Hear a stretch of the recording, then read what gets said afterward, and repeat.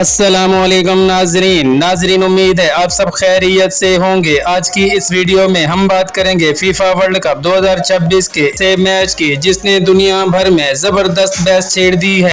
नाजरीन, इससे पहले कि आपको इस मैच की सूरत हाल के बारे में आगाह करें, प्लीज चैनल को सब्सक्राइब कर लें और बेल आइकन को हिट कर लें ताकि आपको हमारी आने वाली वीडियो मिलती रहें। नाजरीन, बात करें मैच की तो राउंड ऑफ 16 में अर्जेंटीना और मिस्र के दरमियान इंतहाई सनसनीखेज मुकाबला खेला गया। दोनों टीमों ने शानदार खेल पेश किया, लेकिन आखिर में अर्जेंटीना ने 3-2 से कामयाबी हासिल करके क्वार्टर फाइनल में जगह बना ली।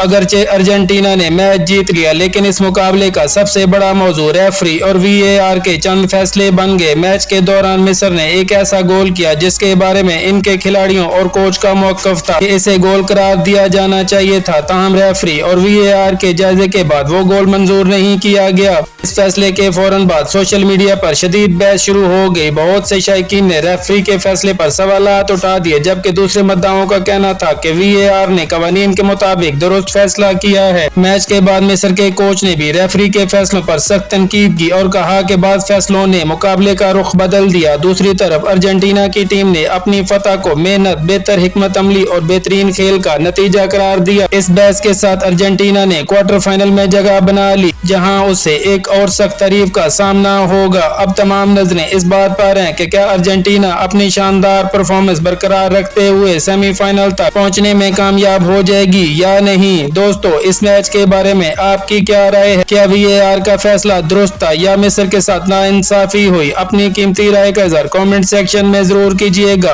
अगर आपको हमारी वीडियो पसंद आए तो इसे लाइक करें, शेयर करें और चैनल को सब्सक्राइब करें, बेल आइकन को हिट कर लें, क्योंकि हम आपके लिए फीफा वर्ल्ड कप 2026 की हर बड़ी खबर, हर मैच का तजिया और ताज़ा तरीन अपडेट सबसे पहले लेकर आते हैं। अगली वीडियो तक के लिए खुदा हाफिज।